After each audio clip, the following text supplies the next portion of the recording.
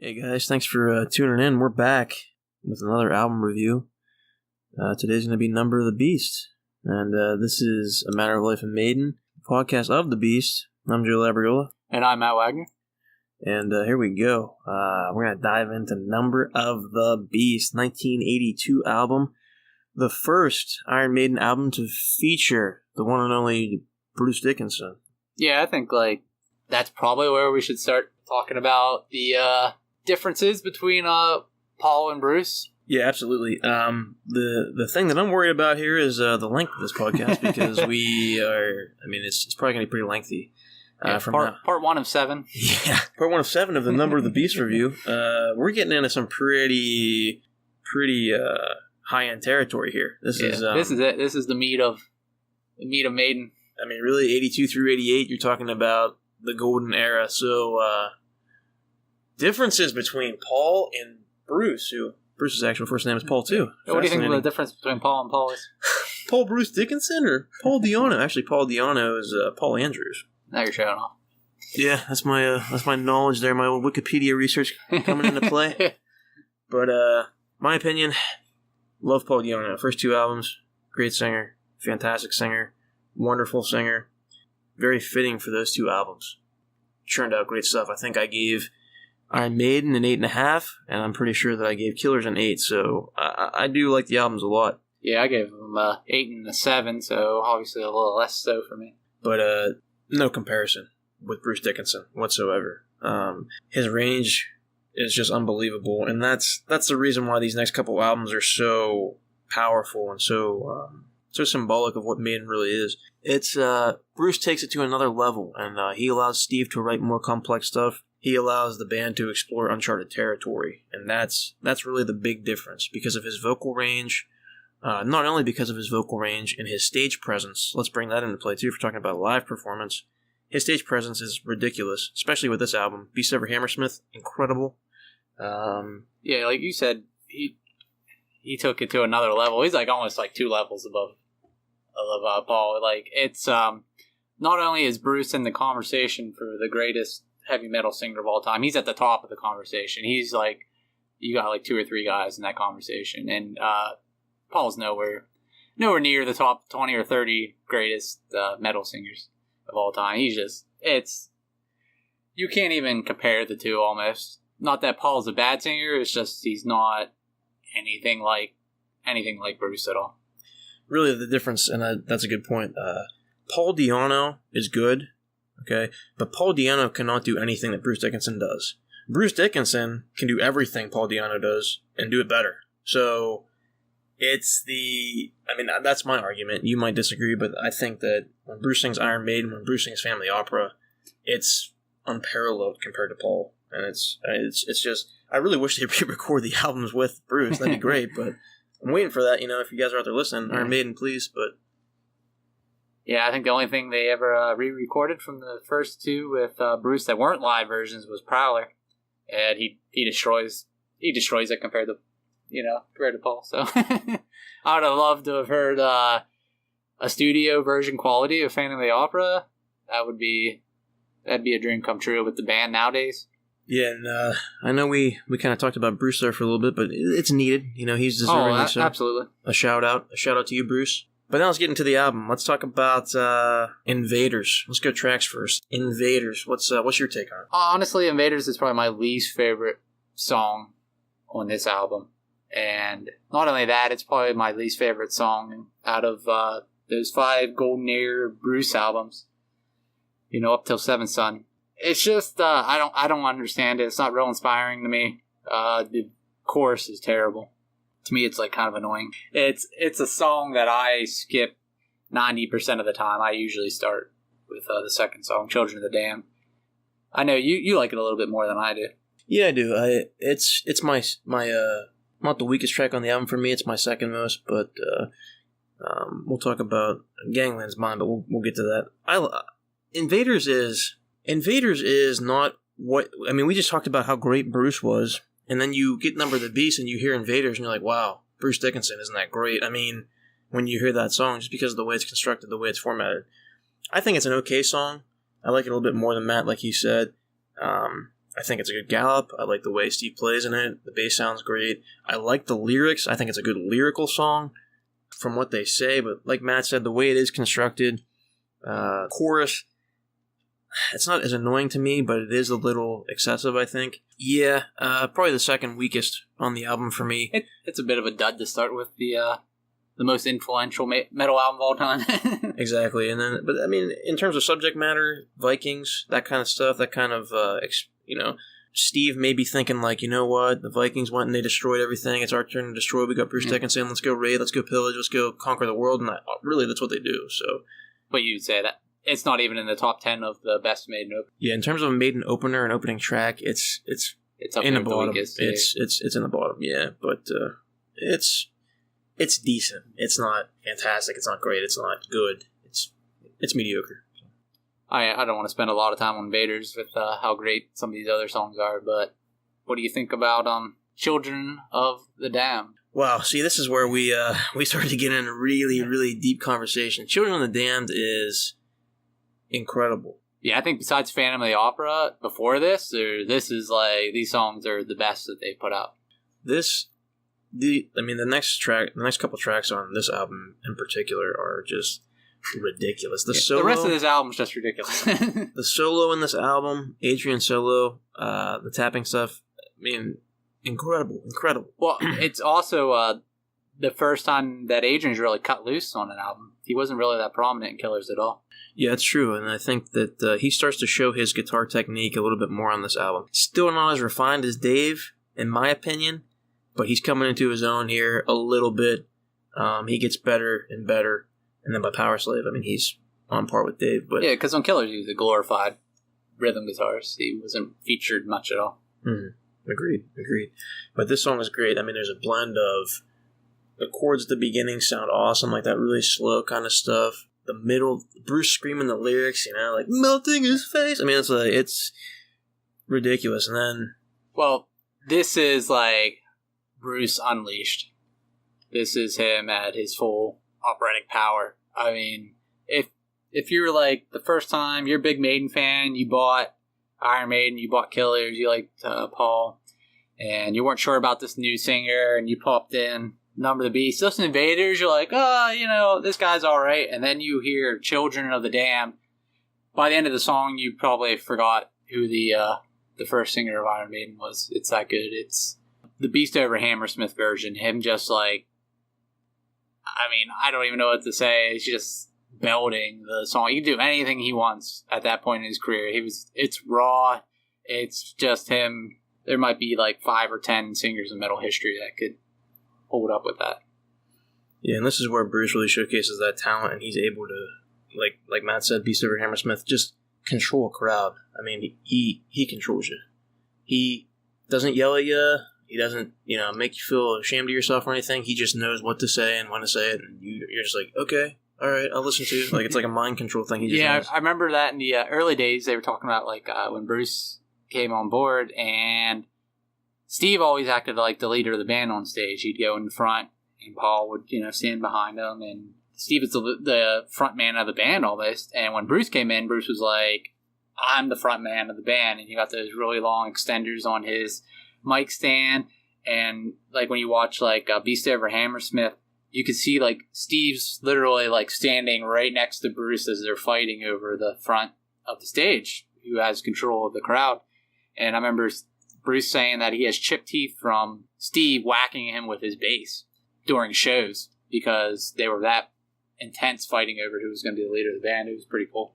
Yeah, I remember that, and they talked about the monitors and having to move those around, and Bruce put his leg up on a monitor and Steve would come over and bump him off, and then Bruce could bump Steve off. And, yeah. But you know what? After Number of the Beast tour, it's no Bruce. More fighting. It's Bruce. Bruce is the lead man. He's it. That's it. I also like to say one more thing about Children of the Damned is the breakdown part when he's talking about like his melting his face and stuff. Man. I mean, that's an incredible part of the song too. Right before the solo. I mean, then that solo comes in, you can almost hear like faces melting when Adrian's playing that guitar. Bruce is just like, what have we done? Yeah. I mean, before that, can you think of like another band that sounded anything like that before that album came out? That had to have been like mind-blowing stuff being a metal fan. I mean, we're kind of jaded being metal fans now because we have this whole history of metal to look back on. But at that time, before that, I mean, you had like Queen. You had some early Judas Priest stuff, which obviously Halford's amazing, but you have Black Sabbath. I mean, there wasn't like a lot of that metal kind of sounding stuff. You had some smaller bands that were doing kind of a similar thing, but for that to be like being like the second song you heard on the album, I mean, you had to have been like, what the hell is this? And that just goes to show you, like, again, what Steve wanted to do. I mean, the first two albums are inspired by horror, a lot of horror theme in that. Children of the Damned, a lot of horror stuff. Paul Di'Anno could not do the song at all. Yeah, I'm kind of looking at it. It's only 4 minutes and 34 seconds long. It's actually like, it seems like it's like 7 minutes long. It does. And we saw it live last year, too. That was awesome. First time we ever heard it live. Last year was, I can't believe it's been a year now, but yeah. That was the third song that was the first, like, older song they played during the tour. It was pretty cool to hear. It's fantastic. I'm speechless. I have nothing else to say about it. I mean, there's so many songs on here that yeah, I know. Like, we could do like a whole like half hour on like each of these songs. So maybe someday we will. Maybe we'll. We could. No, you're right. Episode 2000 of the podcast, we'll start going through every single song for like 45 minutes. Next, moving on is I think the first time we really get to hear an Adrian Smith song in The Prisoner. The Prisoner. Pretty sure that's the first writing credential we had with the band, and I think so. It's happens to be one of my favorite TV shows of all time too. It was a really great TV show, and they had that great intro with it that they played before. You are number 6. Yeah. It was number 1. And I mean, this song is like not like, I don't know, like living up to the TV show. It does. It definitely like lives up to the TV show, and it's like as cool as it is. We also got to hear this song live too on the Maiden England tour, which was amazing. What do you think about this song? I love it. I mean, like we said earlier, man, it's gonna be a lot of the same it's just commentary. We love it. Every single song on this list, pretty much all the way down. I love it. Prisoner's fantastic. The way it sounds, that intro Mel was just talking about with Patrick McGowan from the actual show, the actor who played the character, it's that story ridiculous. About him giving permission for Iron Maiden. He's like, what kind of band was it again? Oh, they play heavy metal. He's like, do it. It was like, do it. Yeah. He knew it was going to be cool. Yeah, I mean, he knew it was going to be something special. I mean, that's the attention to detail that these guys put on their stuff, even in 82 when we're talking about this album, is just ridiculous. They want to be known. They want to create stuff that's memorable. They want you to fall in love with it, and they do. The Prisoner, very, very interesting take on it too, because we were talking about the band, we were talking about that quarrel between Steve and Bruce. I'm not a prisoner, I'm a free man. You got, Bruce up there exerting his free will. You got Steve up there exerting his free will, and they kind of just bond over it. You get a you better scratch me from your black book kind of moment here where, they're... Yeah, like Steve's a pretty quiet guy in interviews. You can tell he's probably like an introvert, but like, don't get the man wrong, he's got a huge ego. And obviously Bruce is... he has a huge ego, especially on stage. And when those two got on stage together, they fought over who was going to lead the band, and Bruce wasn't going to be denied. I'll run rings around you. That's another lyric from a song. There you go. And he does run around on stage quite a bit. Yeah, and he wants control of the stage. He wants control of the crowd. And he has that mic, and he gets his way. With this song's another one of, if you weren't impressed by the Children of the Damned chorus, you were going to be impressed by the Prisoner chorus. It's another tour de force on how to sing metal in general and music in general. It's Bruce is just an amazing singer, especially at this point in his career, him being like so young and raw. He just really lets it go. Yeah, there's no holding back on this song. 22 Acacia Avenue. Yeah, it's just I love it. Feeling down, depressed, and lonely. We're not a place where you can go. Yeah, the second song in the Charlotte the Harlot trilogy, and by far the best. Oh yeah, absolutely. No comparison. Another Adrian Smith song that he wrote, and I mean, it's a shame Adrian didn't write more on Killers, but understandably that he was just coming into the band. But obviously his riff chops and his writing chops are up to par with anybody in metal. It's another song that has one of those great breakdowns in the middle, and I don't know, I can't say enough about it. What do you think? Again, man, I just have to echo what you say. It's going to be hard to review these 5 albums because they're just so good. I mean, they're just amazing. I mean, 22 Acacia Avenue, the opening riff, the you mentioned the breakdown, Charlotte, why don't you get up with all this madness? Can't you see it only brings you sad? That part, it's just, the time change is so memorable. The solos are amazing. That like, the guitar during the breakdown it's ridiculous. It's something that you could just sit there and just bang your head to and listen to.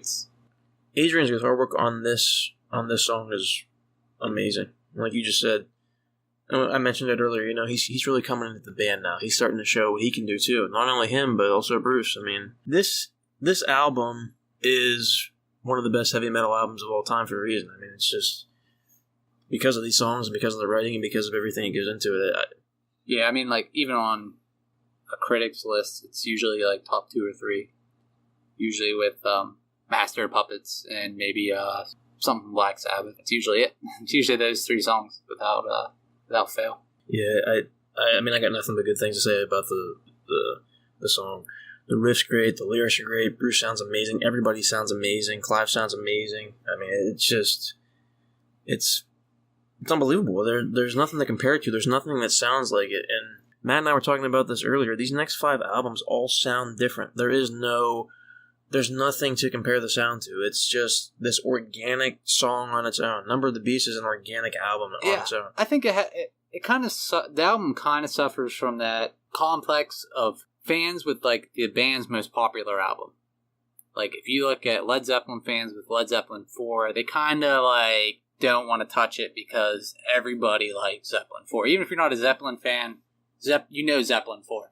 And that's kind of like with Number of the Beast. Even if you're not the biggest metalhead in the world, you know about Number of the Beast. You know the songs off the Number of the Beast. And Maiden fans tend to like not want to, be that close to Number of the Beast. They don't want to be like, hey, it's my favorite album. Because it's like everybody, casual Maiden fans' favorite album, or like one of their favorite albums, along with like Power Slave would probably be the other most popular Maiden album. Yeah, I agree with you. That's a good point. So, like, the album doesn't get the respect it probably deserves among Maiden fans because critically it gets so much praise. Mm-hmm. And now that brings us to the title track itself. Wow. Where do we go from here? Are Iron Maiden Satanists because of the song? No. As Steve Harris said. I guess the people over here where we're from, the United States, accuse them of worshiping Satan and the devil. Burn the album like a bunch of Nazis. Which is pretty messed up. Yeah. I mean, that's pretty satanic in itself, burning some stuff. I mean, it's like a little Fahrenheit 451 going on here. But, the song's amazing. The riff is amazing. I think we've heard this song every time we've seen them live, too. Oh, yeah. It's a staple when it's usually a staple in every live show they do. They bring out the big, little devil things that breathe fire.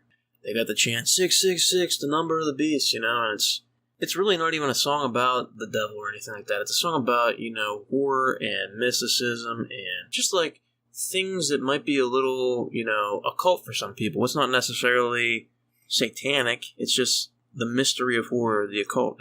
Well, I don't think they really complained about all that attention they got from it, though, about people confused with Satanism, because if you're 15, 16 years old and you hear about a band that's Satan worshippers, you're probably going to want to listen to the album, at least see what it sounds like. Yeah, all these people, going to Catholic school or whatever. No offense for Catholic, I was Catholic, but let's see what happened to you.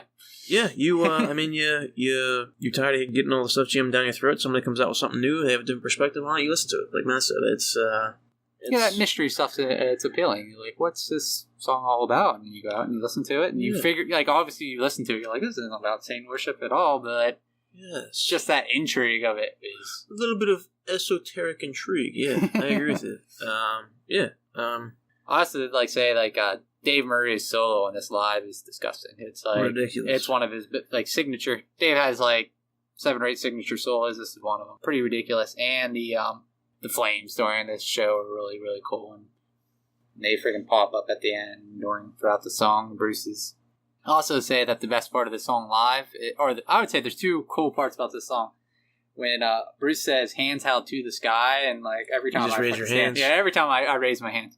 And the other cool part about this song is when he says "insert town will fucking burn." It's like, oh yeah, and we were in Cleveland seeing a show, and he said it was in Cleveland, Ohio, and he said he's going to make Ohio fucking burn. And I mean, it was just, I was like, this is amazing. Yeah. It was unbelievable. It's one of those cool, like, little signature things that Bruce has, along with the scream for me. And that during this song, he says, wherever he's at, especially we saw him in near Washington, D.C., and he was like, I'm going to make D.C. fucking burn. And it's like, people fucking reacted to it, like, amazing. We talked about this on earlier podcasts. You get transported to another dimension. I mean, it's like you're in this.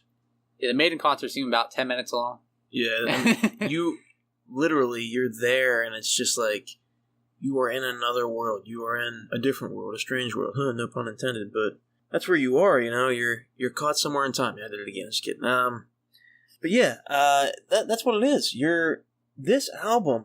These songs are classics. Like Matt said, the critics love this album for a reason. They play half the songs on the album pretty much, at least 3 or 4 of them every show for a reason, is because they're so damn good. I mean, it's like, you can't escape. You can't escape the Number of the Beast. Run of the Hills. I mean, that's we're going to Run of the Hills now. We're just running away. I would like stick around and talk about other songs, but we need to finish this sooner or later. Run of the Hills is like the most popular Iron Maiden song among casual people, casual music fans. It's Bruce's catchiest performance that he probably has. It's easy to follow, it's easy to get into. It has a bit of like a backlash among Maiden fans because it is the band's most popular album. The Maiden fans don't want to give it respect because everybody likes it.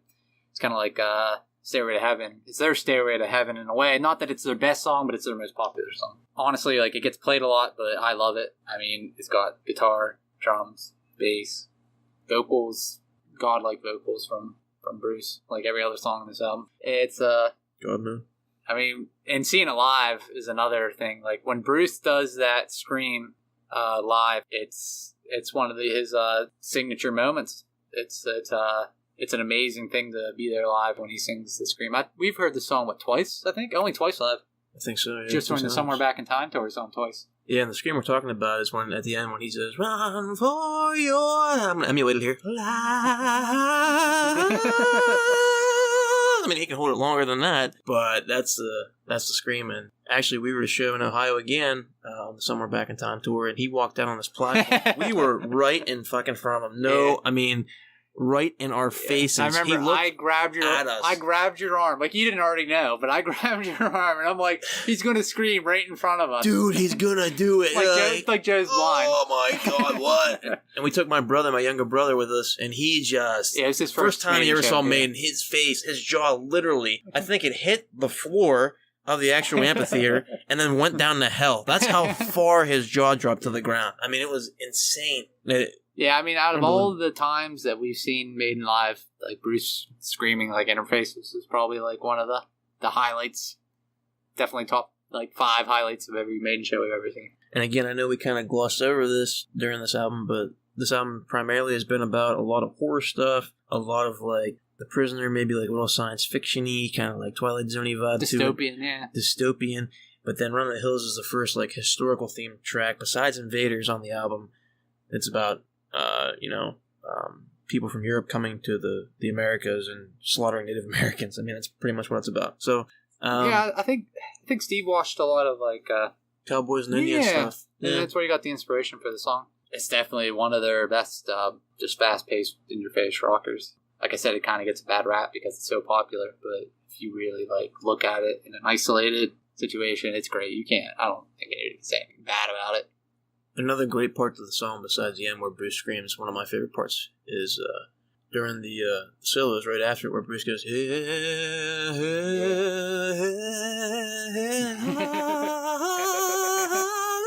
it goes right back into the verses and the chorus and stuff. It's great. I mean, it's a great closer too. We'd never seen him close with it, but in Rock and Rio they closed with it. That's a good point, man. Yeah. I love that line in Rock and Rio when they played Run of the Hills, and he's like, Bruce is like, "This is a song you all want to hear, and you fucking deserve to hear it." And he's Run of the Hills. I mean, just amazing. Everybody's like, everybody in Rio's like, "Oh my God." That kind of like just to divert here and talk about Rock and Rio a little bit. There's 2 moments in that whole concept stick out to me. One is when like Adrian runs out on stage and hits his first couple of riffs of Wicker Man. That's like, that Blaze era is gone. Like, that's like the end of the Blaze era. Blaze is over. And the other moment is at the end when they play, Run to the Hills, which is something that Blaze could have never have done. It's like, Bruce is back. Like, that's kind of like... This is Iron Maiden. Yeah, they came out of the Dark Ages. They're completely back. And that's like, Run to the Hills has that kind of impact. Like, when they came back, that Run to the Hills was a song that exemplified it. It's just like, they're completely... Bruce still sounds the same as he did in 1982. This is incredible. Yeah, honestly, he probably sounds better live nowadays than he did for most of the history of Maiden. At least live. But that's a topic for like another day before we go off on a tangent. We tend to tangent a lot, but Number of the Beast podcast part 3734. Yeah. What if we make a Number of the Beast podcast? Gangland. Oh my god. Here we go. We kind of had a debate between me and Joe. We were talking, I think it was last week, not on the air, but just talking that we were kind of looking forward to the Number of the Beast, and I told him Invaders I thought was the weakest song on the album, and he disagreed, and he said Gangland was the weakest song on the album. I mean, it's kind of stupid to argue over what's the weakest song on the album, but that's what we're going to do. Gangland's about, it's kind of like one of those Western themes, I don't know, I always picture like Tombstone in my head or something, like one of those movies. And I don't know if that's what it's about or not, but that's like the image I get from it. I don't know, what do you like about the album that you can say? The song Gangland? Yeah. What do you like about Gangland? Is there anything that you find appealing about it? Yeah, I mean, I do like the lyrics. Gangland, Dead Men Tell No Tales, Gangland, Murders Up for Sale. I like that. It's a little repetitive. Really, for that, that's really the only quality that I... Some of the drumming's good on it, too. I think Clive puts a lot into it because of its song. The drumming's good. The guitar work... I mean, this is Iron Maiden.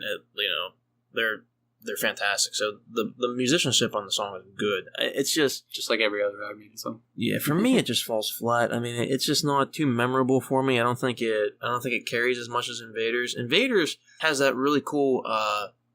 beginning part too that I really like, the drumming, which is cool.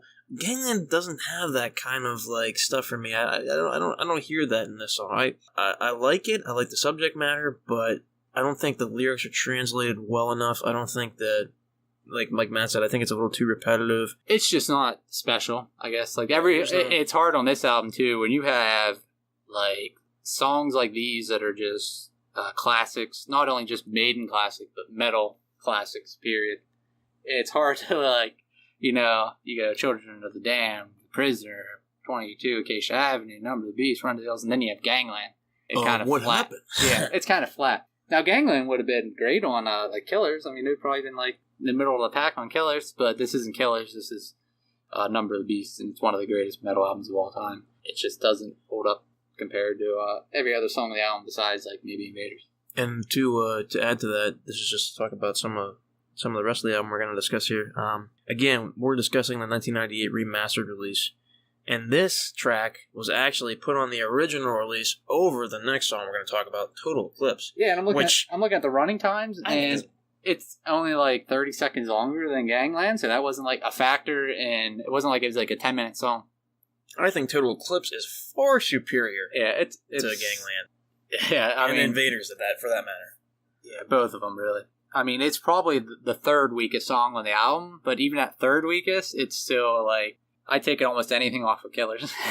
And we talked about before with, listenability. I mean, I would rather listen to the 1998 release, the original release without Gangland and Total Eclipse instead. I mean, I think that would have made the album flow a lot better. So yeah, no question. Because then, if you didn't have Gangland on here and you just had Total Eclipse, you could, maybe gloss over Invaders, and then you'd listen to the rest of the album, and you're like, whoa. Yeah. You get Total Eclipse, and you're like, oh, that was good, but, not great, and then, you have the closer, which we'll talk about in a second, but Total Eclipse, I like the lyrics, I like the idea of a total eclipse, that whole idea of, okay, no more sun, we're done, everything's gonna die, this is awesome. I think it's about, the sun disappears, but I think it's more nuclear a symbolic war. Yeah, it's symbolic of around the party says, around the world nations wait for some wise words for their leading light. Oh, another great lyric, it's not only madmen who listen to fools. That's a great part, and he's that guitar,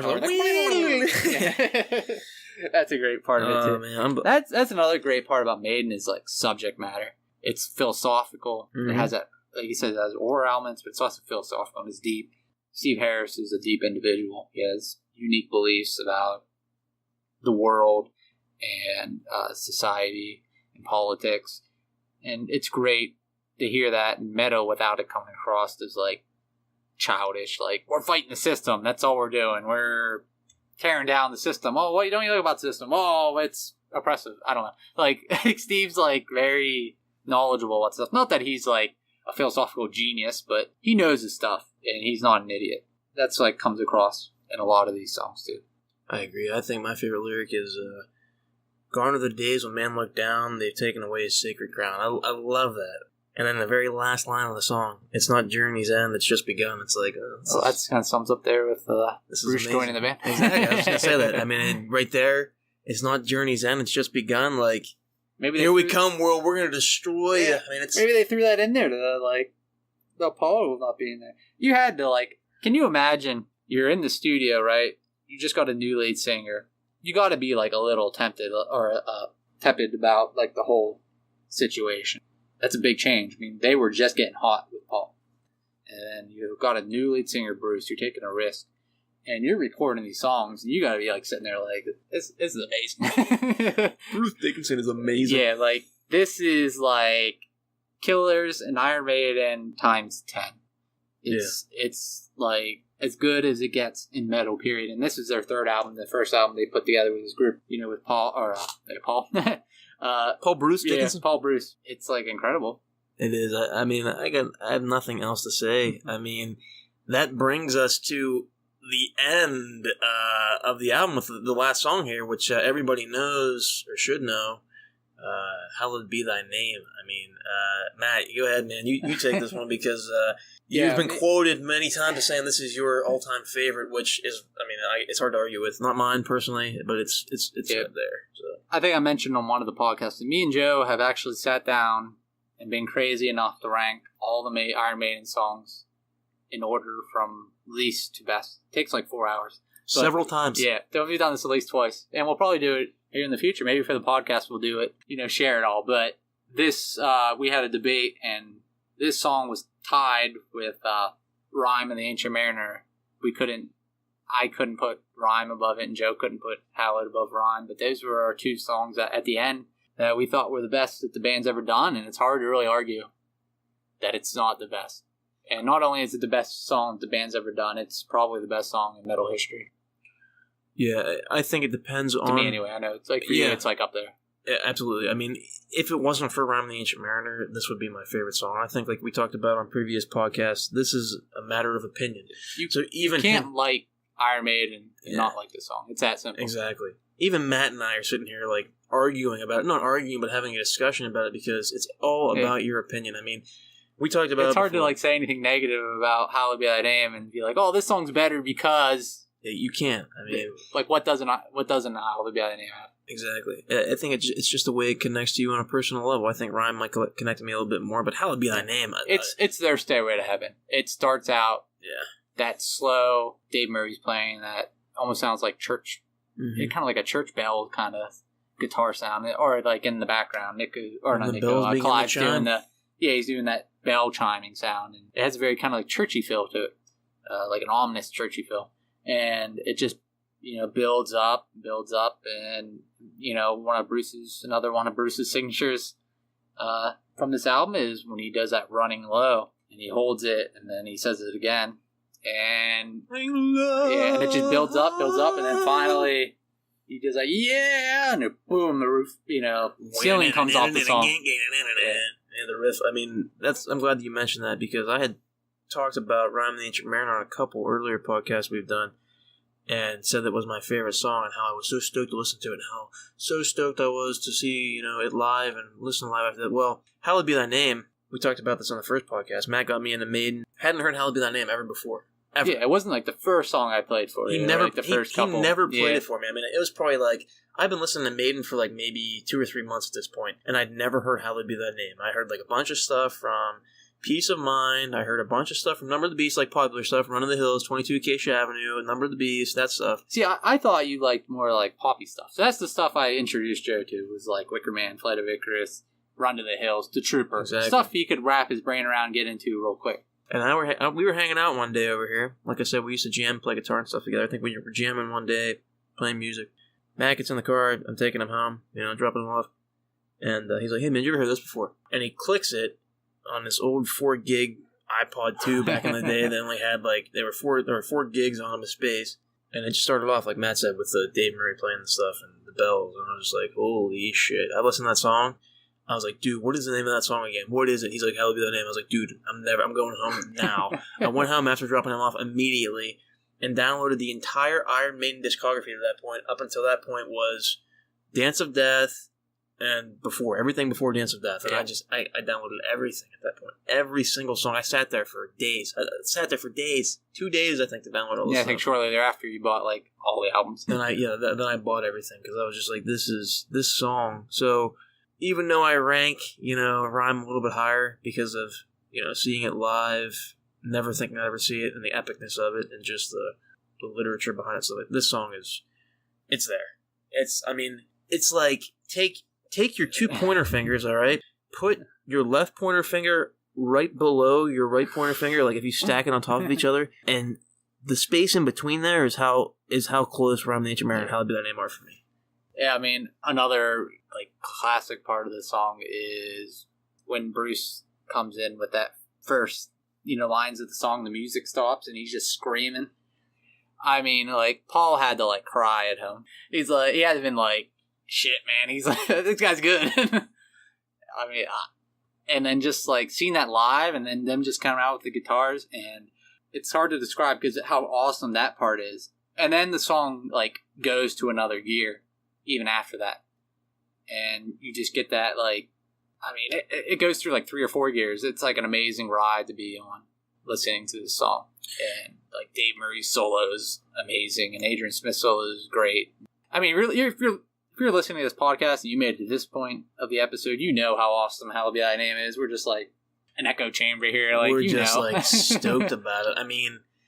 This is why I'm an Iron Maiden fan. It's stuff like this. It's songs like this, not just Hallowed Be Thy Name, but songs like Hallowed Be Thy Name. Because they have so many. This. Yeah, and albums like Number of the Beast.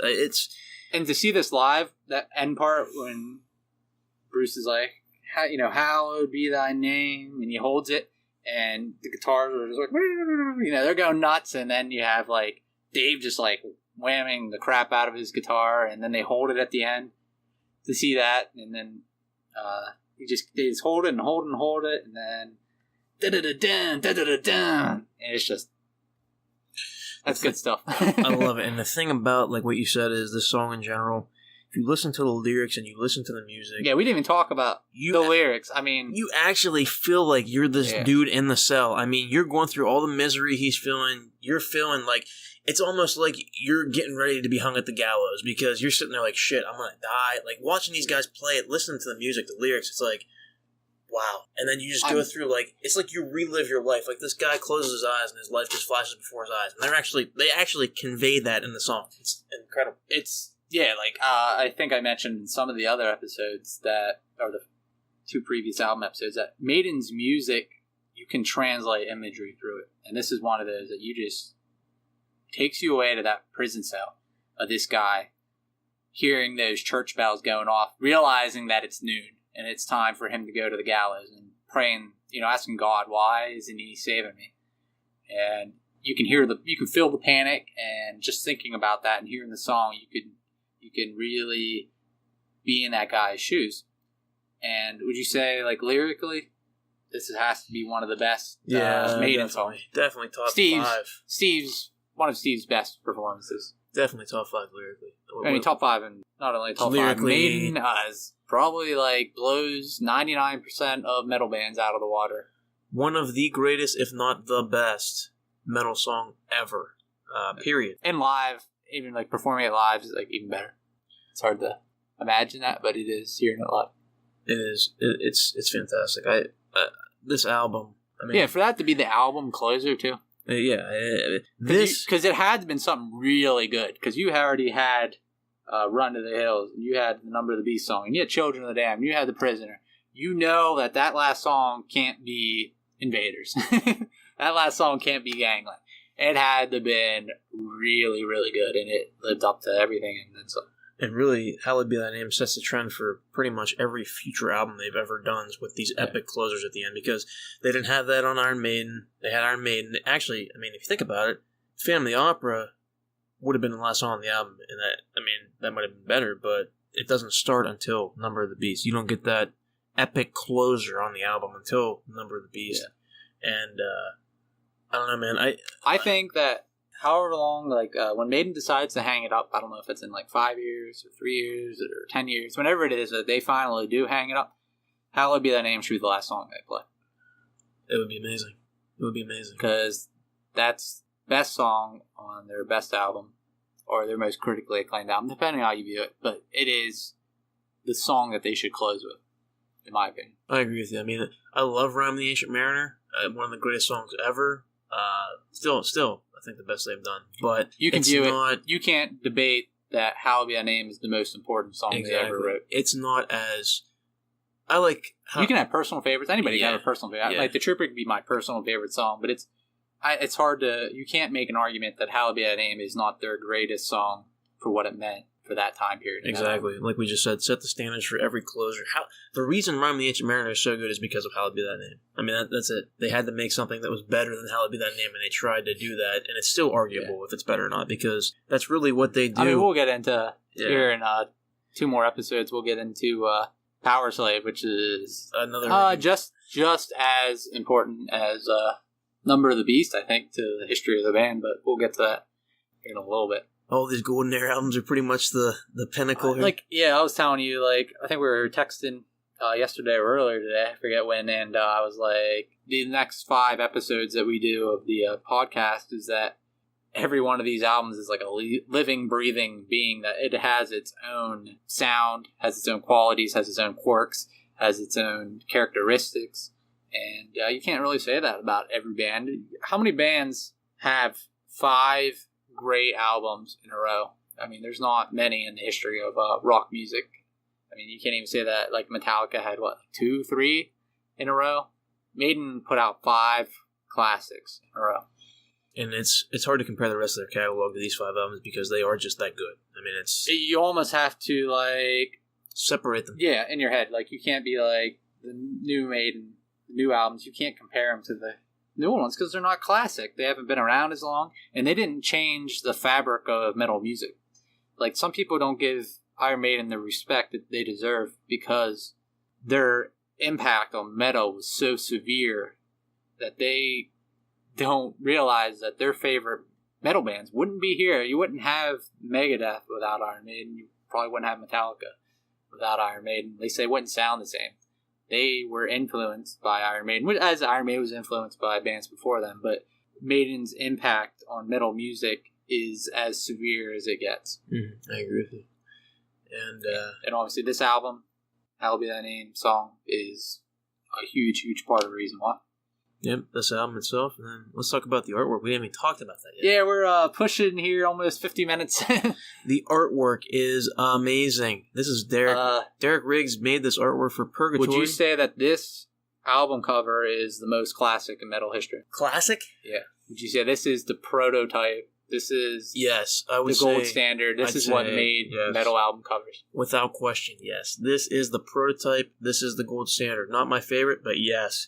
Gold standard, prototype, everything in heavy metal music that has a good album cover is because of this album cover. Or it's compared to this cover. Exactly. This is the quintessential. I don't think this is the best album cover they've ever done personally, but this is the quintessential, like you had said, prototype of heavy metal. This is one of the top album covers. 5-10 album covers in rock music history, not metal, in rock music. I don't think there's a debate that this is the best, or at least the most influential album cover in metal.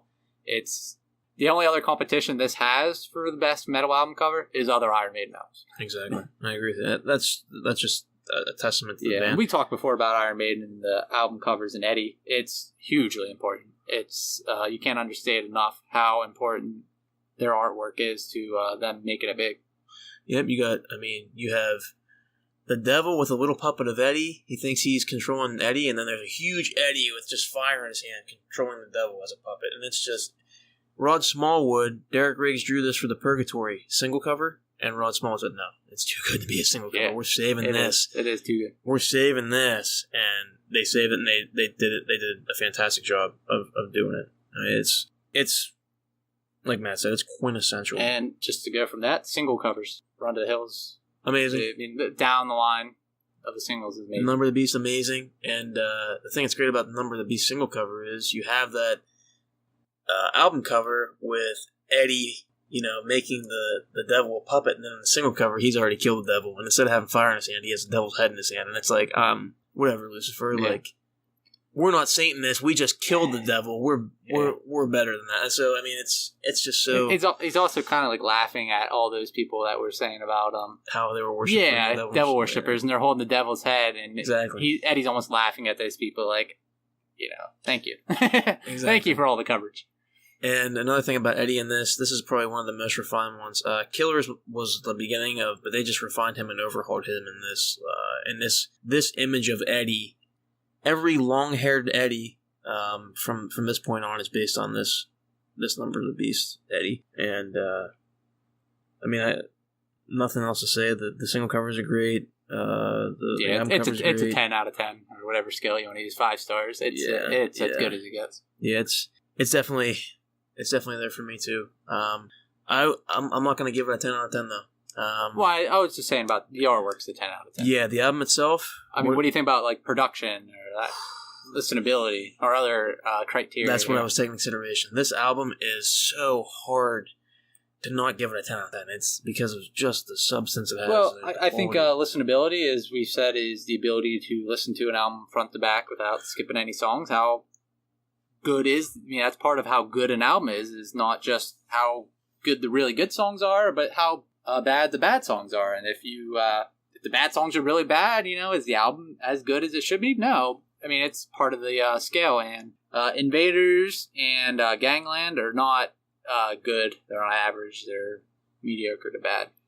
Mm-hmm. And it has to take it down. If that's one of the criteria for albums, then you can't give it a perfect score. So if you're looking at a 9-track album, because we are talking about the 1998 reissue with Total Eclipse on there, you got 7 tracks that are phenomenal, and you got 2 that are pretty mediocre. I mean, still really great. Oh, yeah. Yeah, really, really, Absolutely. really great. Absolutely. I give this album a 9.5 out of 10, just because Invaders and Gangland just don't do it for me. I'm giving it a 9.5 out of 10. I think that if it wasn't for Gangland or Invaders, or even because Gangland's my least favorite track, even with that off of it, I think I might have scored a little higher, maybe like a 9.7, 9.8. Yeah, it's really close to perfect. Because of those two tracks, it's a 9.5 for me. Still, it's paramount. I mean, these next couple albums are going to be in the high range for me. But yeah, like I'm thinking here because like I'm kind of looking ahead and I'm like trying to scale my album scoring criteria here, and like I can't justify giving this thing any lower than a 9.5. It's that good. Absolutely. And I didn't want to like give an album that high so early, so like down the road I'm like have to like give another album the same score or something, but it's impossible. I can't justify being an Iron Maiden fan and not loving this album. And like the production on this album, it's flawless. It's great. Thank you, Martin Birch. Yeah, like the dude back in the 80s was just killing it. Every album just killing it. It's incredible. Hey man, that's it. We got we made it under an hour. That's good. That's good. 9.5 from both of us on this. It felt like I was flying through the album, like talking about it. Same here, and it's impossible to. I mean, we could have went here for another couple hours. It's just 9.5 from both of us. Please, if you're gonna listen to Iron Maiden, this very well could be the album to start with for you. Yeah, like people might be listening to this, getting into Iron Maiden. If you are, start here. This is where to start. Start here. Skip Invaders, skip Gangland. Yeah. Every other track will blow your mind. And if it doesn't, then, okay. But you can go listen to maybe you don't like metal. Maybe you like country music. I mean, nothing against that, but it's... Go listen to Coldplay or whatever. That's something more your pace. Exactly. This is groundbreaking stuff for people who are interested in getting into the metal genre. Again, this has been Matt and I's review of the mighty Iron Maiden's 1982 album, The Number of the Beast, 9.5 out of 10. I say it again, a near perfect album. a 9.5 out of 10. I don't know what else to say. I'm speechless. It's great album. Go listen to it. Go listen to it. And as always, guys, thanks for checking in. Sorry this is running a little long. This is organic, we're sitting here, just two guys talking about our love for Maiden, and we want you guys to listen and give us some input. So let us know what you think. Maybe you don't like Number of the Beast as much as we do. Maybe you do. Maybe you give it a 10. Maybe you give it less. But hey, take care of yourselves out there. Thanks for listening to A Matter of Life and Maiden, the podcast of the Beast. I'm Joe Labriola. And I'm Matt Wagner. Up the irons, and we'll see you guys next time.